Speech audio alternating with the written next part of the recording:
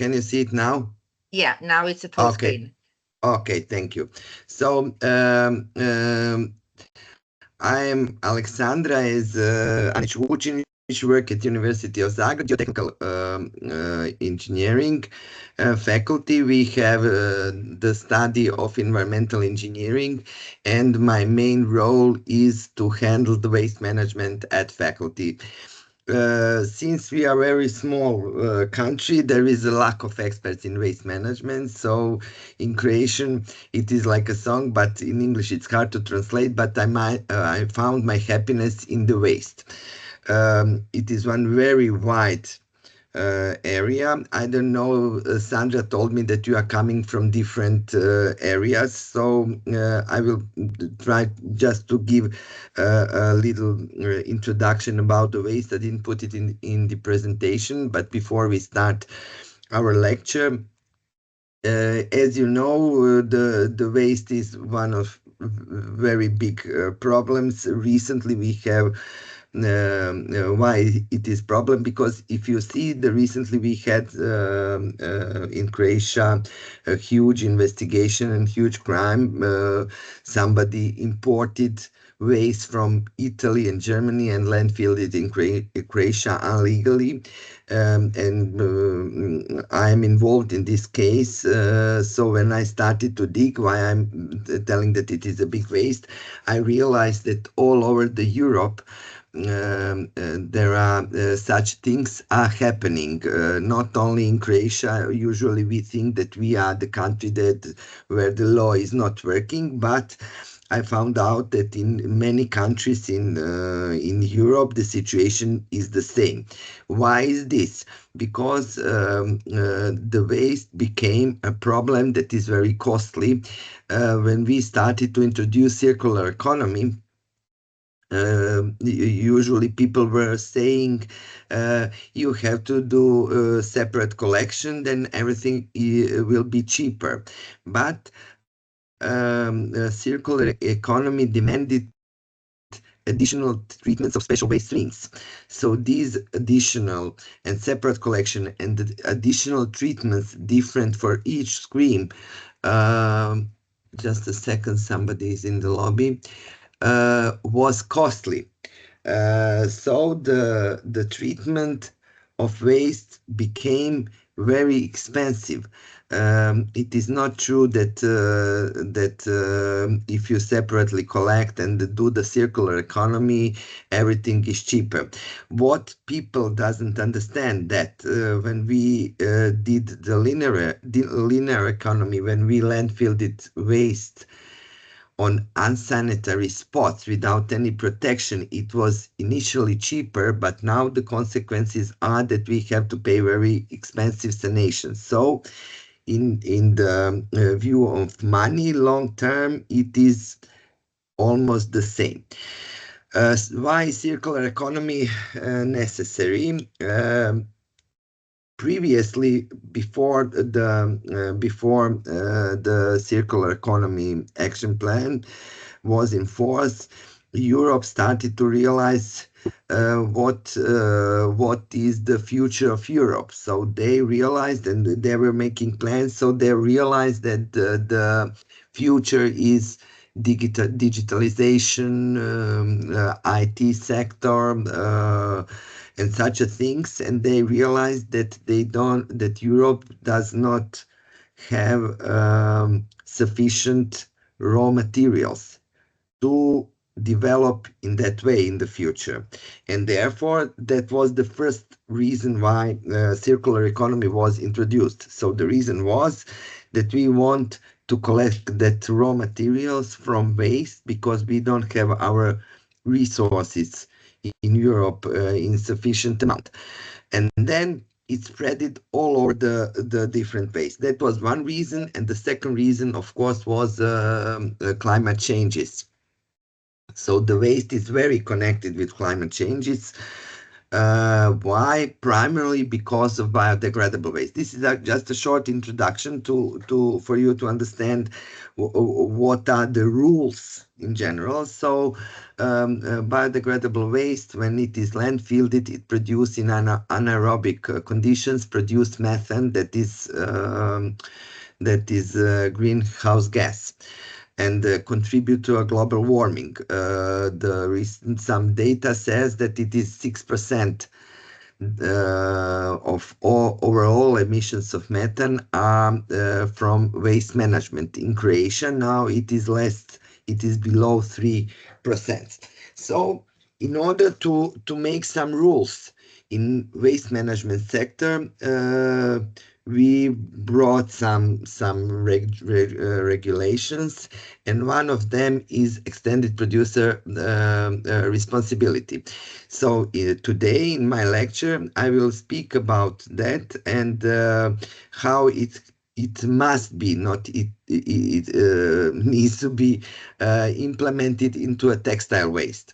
So today I will speak about general polluter pay principle, extended producer responsibility. What is very important, who pays the bill at the end, because I told you already it is very expensive, and how it is calculated, what is eco-modulation, and at the end conclusion. In this how to calculate and eco-modulation chapter, Sandra already started to speak about it. It is about CO2 emissions in product declaration, and what are the future plans and how it will go on. So polluter pay principle says it is in general in EU directive that those responsible for environmental damage should pay to cover the costs caused by their activities. That means that anybody who hurt the environment should pay. For example, here now in this huge case about landfilling the plastic from Italy, Germany, that was digged in Gospic in Lika. Unfortunately, the bill will pay taxpayers, because those who did that, they don't have sufficient amount of money. But this is the matter of politics. But in general, that means that if you are producing waste, you should pay for it. So for this polluter pay principle, the one who is producing something that becomes waste is who? Producer, of course. So the producers are producing products that have a lifetime, and after that they are becoming a waste. So polluter pay principle is mainly for the producers of the products. From that statement of polluter pay principle, coming extended producer responsibility. It is introduced in 2004 in EU Waste Framework Directive for the first time. That means that member states, the state policy, that policy approach should be assigned to the producer's responsibility for end of the life management of the product they introduce on the market. So that means that every step and every cost that is produced from this product in the lifetime should be paid by the producer. In Croatia, I'm speaking, and overall in Europe, we have so-called special waste categories. What is this? This extended producer responsibility tool must be applied on special waste categories. These are the categories that are very unique by their composition and appearance, and they have steady flow. For example, packaging is one of the most famous streams. Then is waste electric and electronic equipment. You know that it is every equipment that use electric energy, and all the products they have almost the same parts. So end of life vehicles, abbreviations is ELV. Then waste tires, batteries. We have now two categories of batteries recently. One is lithium-ion batteries, especially the small one, which are introduced recently in law. Then waste oils, and the SUP is abbreviation for single-use products. So in 2004, when it was introduced, almost every country in Europe established the systems for extended producer responsibility for these waste categories I'm naming on the slide. For each of them, the law said that a producer must pay all the expense from the waste management of this special waste category. Of course, the producers are, for example, Coca-Cola or Hyundai or someone they won't go out and collect waste and then recycle it to fulfill the demand. The law enabled the producers to get together and establish the organization.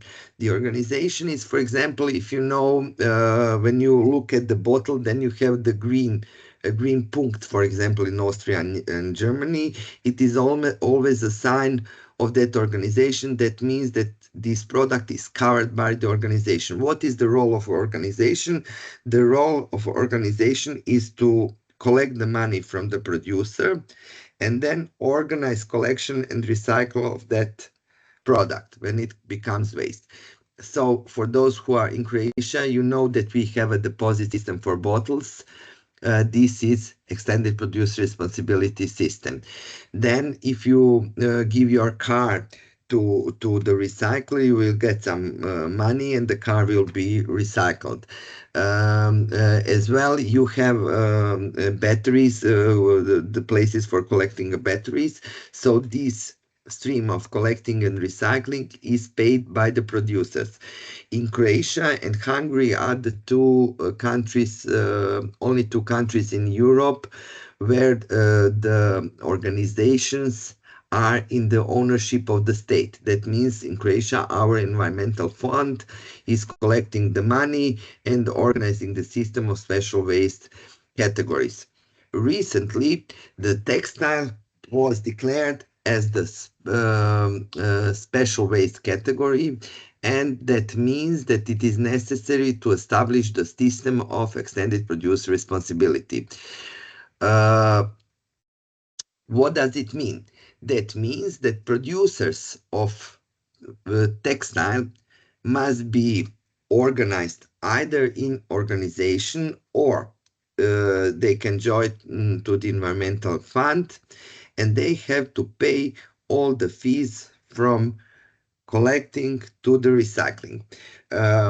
Recently, some European countries already have established these systems, but Croatia doesn't.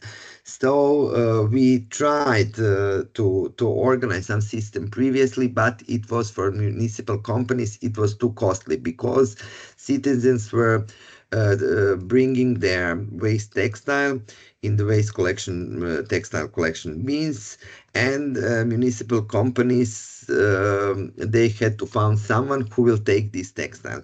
Of course, nobody wanted to take it for free. They wanted municipal companies to pay for that. So it was very big cost for municipal companies, and they decided to quit. So now we don't have this collection system.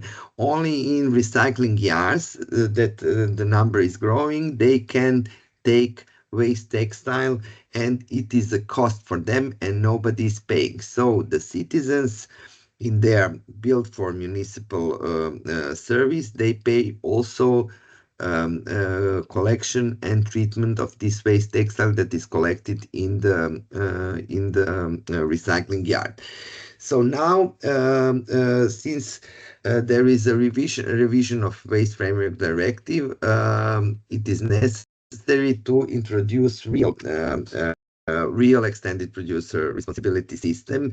So that means that in Croatia, I don't know for other countries, it will be established by environmental fund. That means that each cost that fund will identify all the producers who are producing textile, and then they will be obliged to pay in environmental fund. When I say producer, in the means of Waste Law Act, that means not only that are literally producing textile, that means those who are putting on the market. That also is this law is this extended producer responsibility is applied also to the importers of waste textile. So that means that big companies like Zara, H&M or other, they will also have the obligation to be in the system. The fund will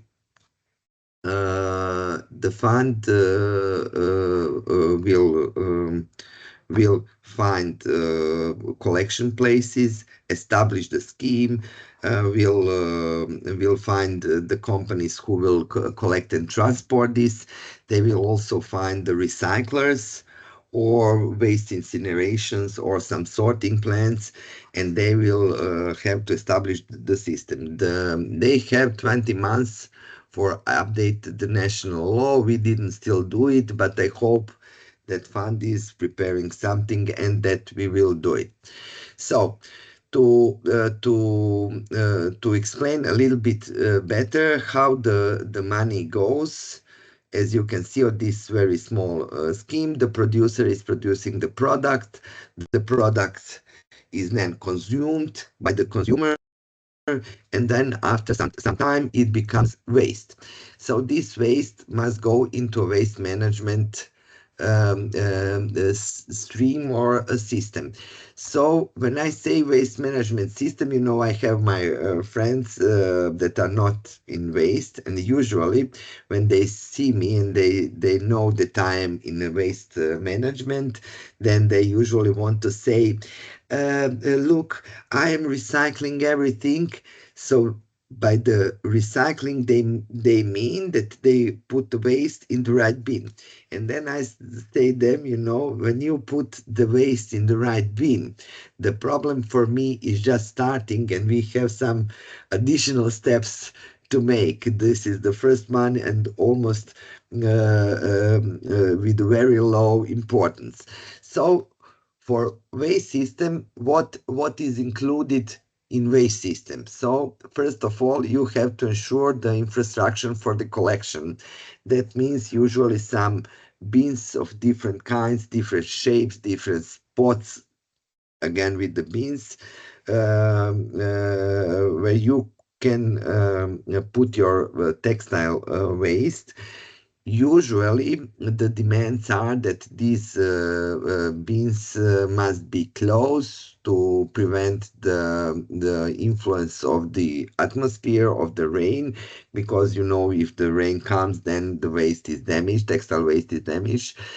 After that, these bins must be empty and then transported to some sorting place or plant. For this sorting, of course, there is a collection for the textile. It is very good because textile is not considered as a hazardous waste, with a difference from, for example, VEE or end-of-life vehicles, which are in some areas considered as a hazardous waste, so they are demanding additional measures for transporting. This is not case in textile waste. So we need to transport this waste. After that, we have to sort it. So a few weeks ago, I was in our textile waste textile recycling plant in Regeneratia, and then we were watching the sorting process. It is very simple, where the few people is emptying the pockets and removing everything that is not waste. It is sometimes up to 5 to 10% of overall waste that is coming that is not waste. So these items that are not waste must be removed from the stream to go into another process. So after the sorting, it depends where is the sorting. Just a second, where the sorting is occurring. After that, this sorted waste must be transported to a recycling plant. A recycling plant, it depends again. Now we have, I got, since I work I am the member of one international waste management organization. So I'm a focal point in Croatia. So usually I'm getting requests from other countries for different kinds of waste. For example, currently in Italy, there is a huge amount of industrial textile waste. So they were asking me, do I have a recycling plant that will buy this waste? So the waste should be transported, depends on the destination and probably on the use type of recycling. It depends on the type of waste. So it has to be transported into a recycling plant. Recycling plant then is treating with different equipment this waste to produce some product. Why is this important? Because in this recycling system, you have to have different devices, manipulation, different environmental protection measures. You have to have a very high level of fire protection. If you remember, for those who are from Croatia, when there was a huge fire in recycling factory of PET in Osijek. After that, our ministry put in force, they changed the law and obliged to every recycler to have uh, to prove and to implement very strong fire protection measures. When I say very strong, that means that they have to issue all the documentation and prove they have everything to protect to prevent such a fire. So why I'm telling that? Because this recycling process is not only that you are getting the product that you can sell, this is also that you are having a lot of expense to produce this product. What is also very important for almost all countries in Europe, every waste management recycling plant has to give the insurance, which is every year higher and higher. Now, for example, in France, no insurance company, there is no insurance company that wants to insure waste management sector because in waste management sector, recycling sector, there is a huge raising of fires due to small lithium-ion batteries. And they don't want to insure any more recycling companies, so it is a huge problem for the waste management sector. Of course, some part of the waste we can recycle, but some parts still we don't. There is no such a thing as a zero waste. Not yet. Maybe in the future, when we succeed to have zero waste, I think it will be like in Star Wars when you have materialized, then it will be zero waste, but currently it is not. When the waste comes to the waste recycling plant, up to 60 or 70% it can be recycled, and there is 30% of residue. When I say residue, I mean that there is a part of the waste that cannot be put into a new product, or it can be put into a new product, but it is very expensive and not feasible. So after that, this waste that cannot be recycled, it can go to a final disposal. That means either on a landfill or in waste incineration plant. According to this extended producer responsibility, all these costs now I named, they appear during physical transport or manipulation with the waste. There are additional costs connected with this waste stream. So according to the extended producer responsibility rules, every producer or the organization, or in creation case it is environmental fund, must do continuous information and education of overall population. According to European law and Eurostat, it is necessary to perform data collection and reporting to European Union, which is very demanding. And then there is, of course, additional administration. And in Croatian law, it is put that 1% of this money that is producer obliged to pay, 1% of that goes into a national budget, because all this money that I mentioned is not going into budget currently. So if you see here, when we look at this first thing, collection, transport, sorting, recycling, we have costs of all this system, and of course we have income. This green dollar, we have income from selling the product. Then. Additionally, information, education, and data collection and everything, it is also a cost. Producer has a cost of producing the product. So when we look where this money goes, so producer product price is consisted of real price of production, then price of collection, transport, sorting, transporting, recycling. This is also added into a product because producer is paying that. And this income from selling the recycled product, it is also here, it is taken away. So at the end, when we calculate all this, so who is paying this price that is obligation of the producer?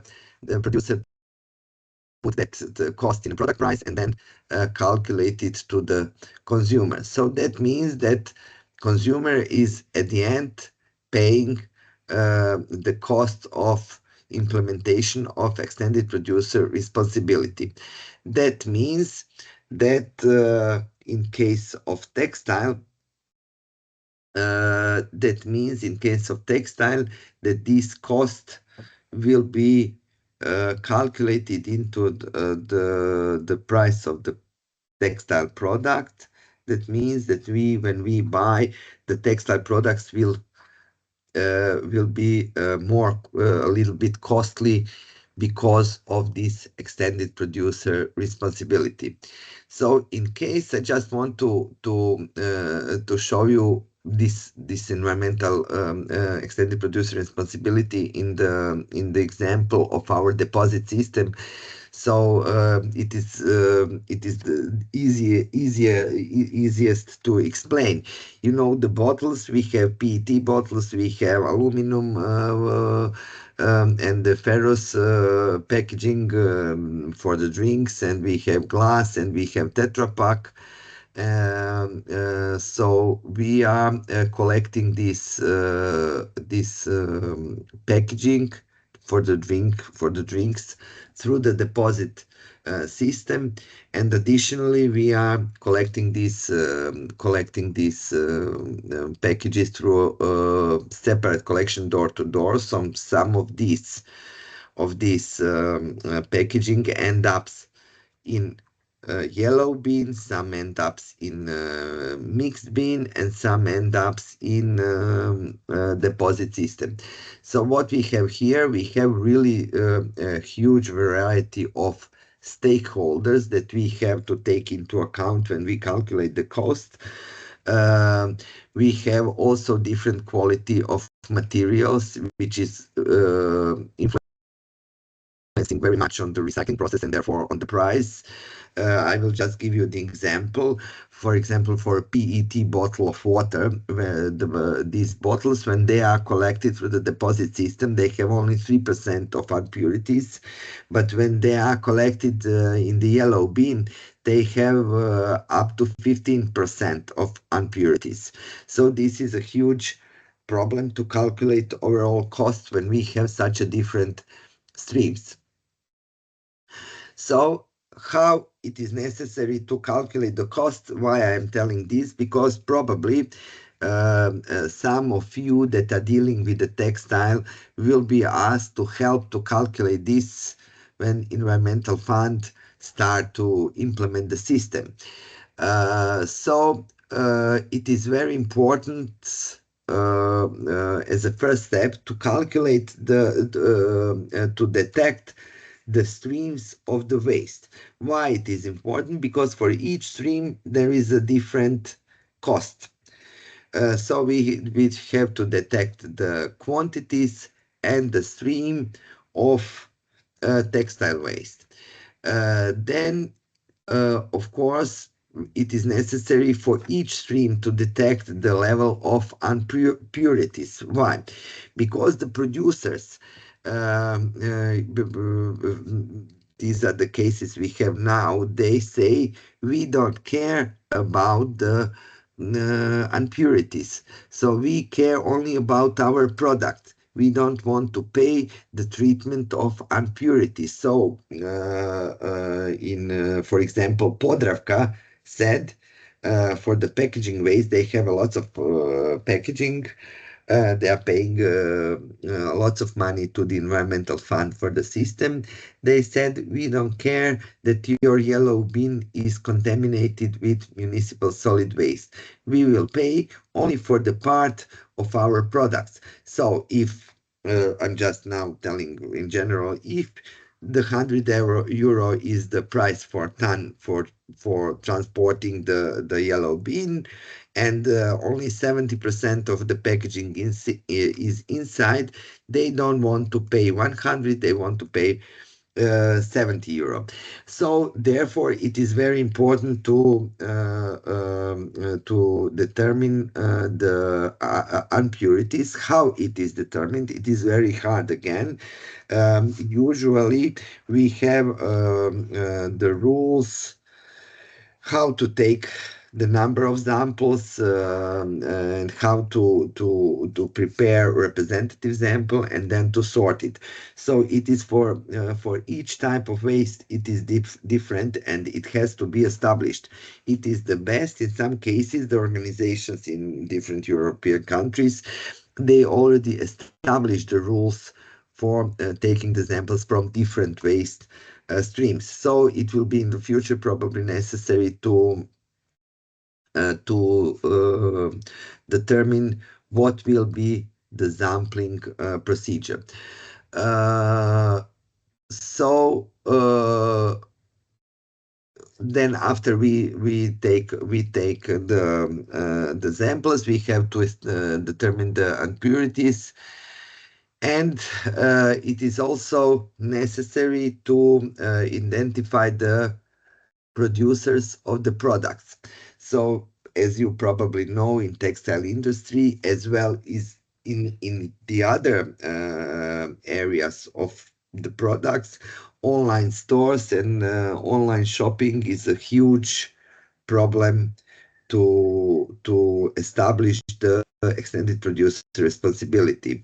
You that after COVID, a very big stream of products moved into online stores, so it is hard to detect these producers and to tell them to pay the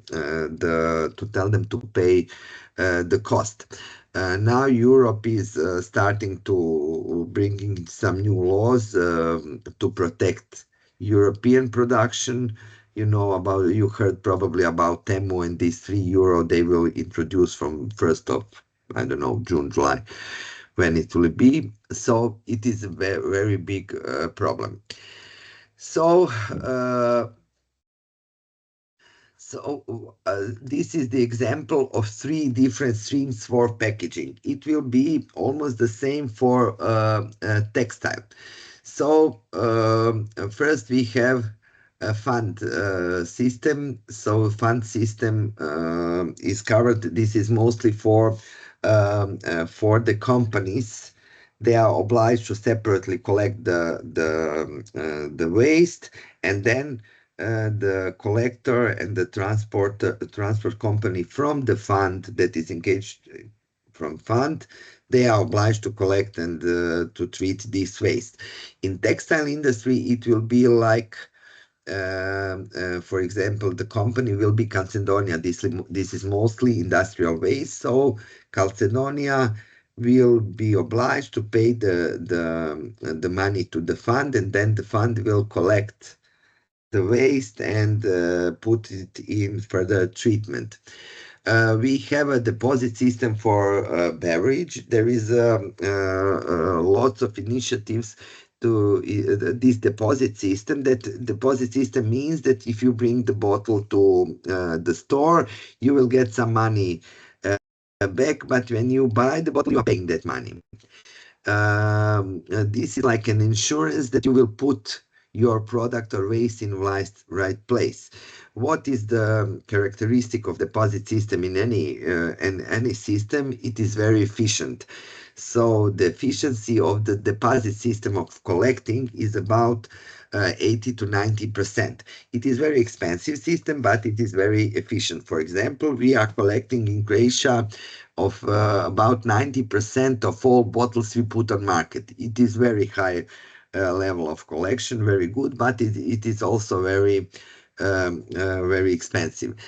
And then at the end we have separately collected waste. That means usually in recycling yards. So these are different streams with different purities, with different cost. For example, for the deposit, there is a local collection. You have to pay storage. We have center for packaging. Maybe there will be some center for textile.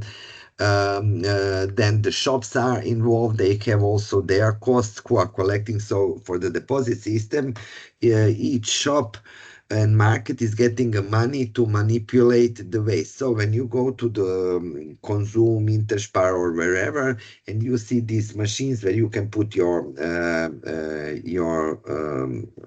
waste, then you see that for this infrastructure, for these people, for these machines, the stores are getting money from the fund, and the fund is getting money for that from the producers. So this is also going into the cost. And of course, it is the same for separate collection of the waste. In a recycling yard, you have the bins, you have the people, you have the area, you have the insurance you have to pay, etc., etc. What is common for all these different streams, that the waste is going to the recycling plants. So also for calculation of the cost, we have to minus the value of the material. In some cases, the material has the value. In all these costs, it is also important to see, as you see, that there is a gasoline price. So recently, due to this global happenings, the war in Iran, the war in Ukraine, the prices of the gasoline rise a lot. Not only gasoline, but the gas. For example, I will give you the example in 2 years ago, about 85, I think, plants for the paper recycling were closed because the price of gas was too high for the production, for the recycling. So what happened? Before the war in Ukraine, the price of waste paper, so the municipal company collected waste paper, and they were able to sell it about 150 euro per ton. It was a huge, up to 200. It was a huge money for municipal companies.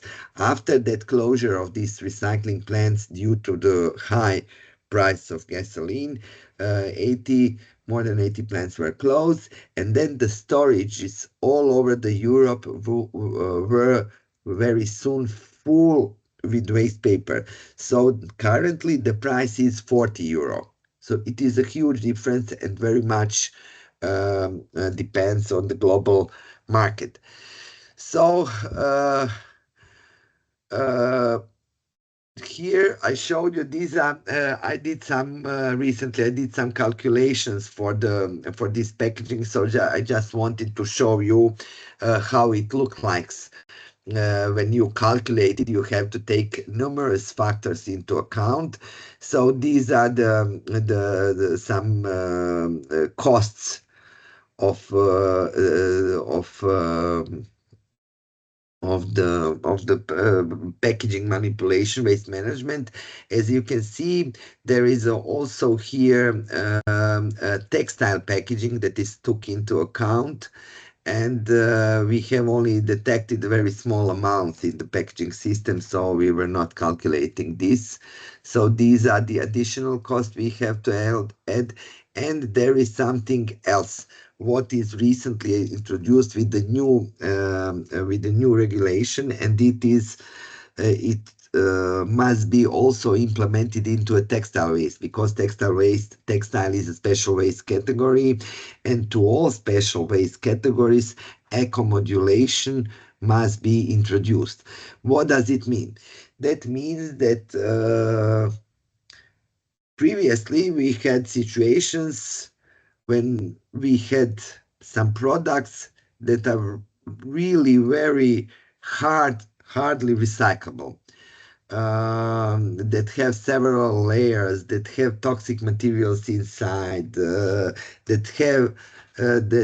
have connected different materials together that is not almost not possible to remove. For example, take a Tetra Pak. Is the example of multi-layer packaging, as well in the textiles. So the legislation go into that direction that each product has to be analyzed, and someone, usual environmental fund or other organization, has to determine how recyclable and environmental friendly is this product. That means we are here in Croatia, we made some rules, and we are looking at several different categories. For example, recyclability. Is this product, for example, purely from PET and purely for cotton or something? Then they will get a lower score. If they are hard recyclable and they have lots of you have to perform many steps to recycle it, then they are getting higher score. Then we are grading toxic materials, multi layers. Is there a possibility for reuse? And also one criteria is added, percentage of recycled material within the product. So if the product is produced, for example, from recycled materials, then he's getting lower score than and the one who is produced from virgin material, they go higher cost. What is the consequence of this eco-modulation? That means that the product who who is who has low recyclability, who has several layers that are hard to separate, and it is not possible to reuse, or it is not produced from recycled materials. He will pay almost double fee than one who has all this at very low levels. So the idea is to promote and to support producers to produce products that are environmental friendly and easy to recycle. So this is eco-modulation. It just started all over the Europe. There are different approaches, but the general is the same: to stimulate or destimulate the producer to do the product that is easy to maintain when it becomes a waste. I told you already what is eco-modulation. I will skip this, and here, according to the directive, what are the criteria for eco-modulation? I will show you later the example how we did it. So these are the criteria for all products, including textiles, so for all special waste categories. How long the product can be used? Is it possible to repair it? Is it possible to reuse it? What is the level of recyclability? That means if you have to do only one step for the recycling, then it is easy to recycle. For example, if we have purely ferrous cans, they are very easy to recycle. They are just mashed and put in the oven and you recycle it. But if you need to perform several different steps, then it is hard to recycle. Then also hazardous substances in the product.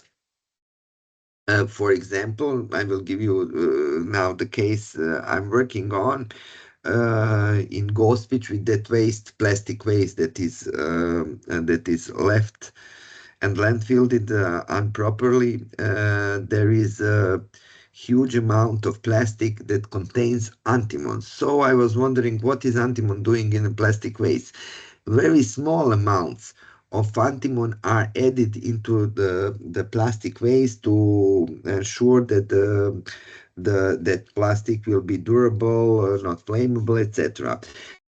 So now when we have this as a waste, and when it is mixed and shredded, this antimony through the leaching tests is going out. So it becomes a problem. So this is the presence of hazardous substance in the product. Then it is also necessary to see the life cycle of the product, LCA analysis, and any other criteria that European Union hosts. And of course, at the end, they say one very interesting sentence, that the costs are not higher than necessary for cost-effective waste management system. That means, in general, we have the technology to recycle almost everything, but the question is, who will pay it and how much does it cost to remove antimony, each molecule of antimony from some plastic? So this is the problem. It has to be balanced. So in the example, it looks like that. For example, this is the example for the packaging. For single-use packaging, he will pay 20% more than the bottle that is multiple used, can be multiple used. So glass water, the glass bottle, the producer won't pay the fee, but plastic bottle, it will pay the fee. Percentage of recycled material. Now we have, for example, Coca-Cola, Yana, and other products are produced from 100% of recycling PET.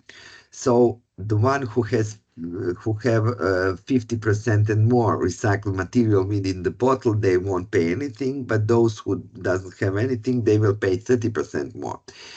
Then additional criteria is, for example, number of different materials.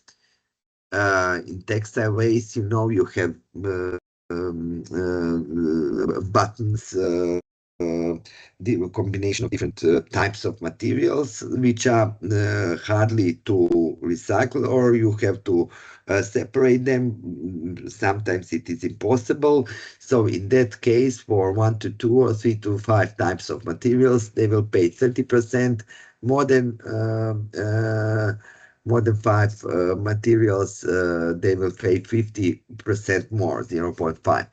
And recyclability, these are the phases of recycling, which are necessary to perform to get the product. So also it is the same for the hazardous materials, and then we count all the costs, and then percentage of increase we already previously determined, and we add it to the basic cost, and then this is the price that producer has to pay. One very new, before the conclusion, I will finish now. One very new thing that is now happening for all the products, not only for the products, but for special waste categories, which includes also textile. This is EPD. It is now very hard introduced into a construction sector, but the tendency is to spread it to the other products and materials. This environmental product declaration is the declaration of the product where you have all the necessary information about this product. And what is very important, it is also CO2. That means that for each product, you have to calculate the life cycle assessment.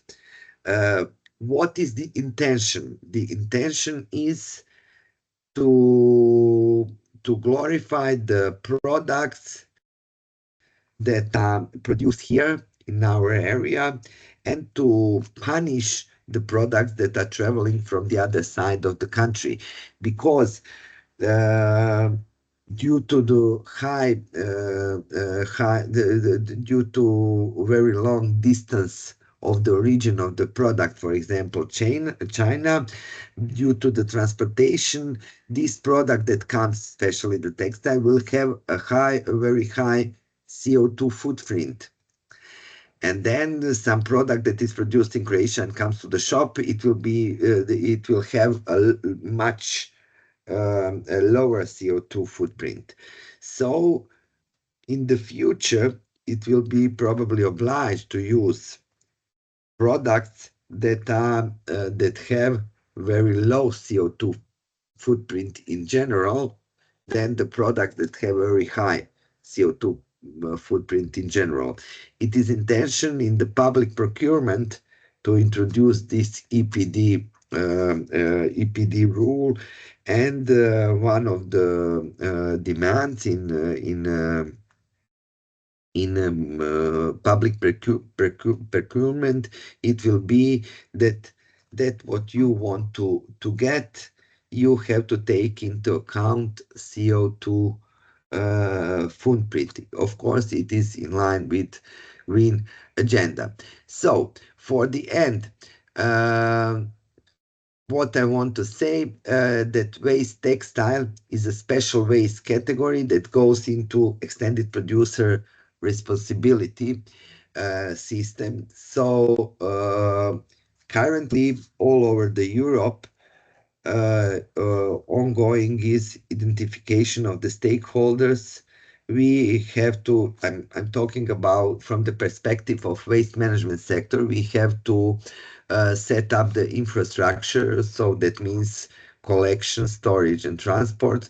We have to introduce reuse and recycling infrastructure, because we don't have it enough. I didn't put you the numbers now because it would be too long. Then we have to establish the reporting, controlling, and of course, echo modulation. So this was only the introduction of this problem. Now I will probably open the discussion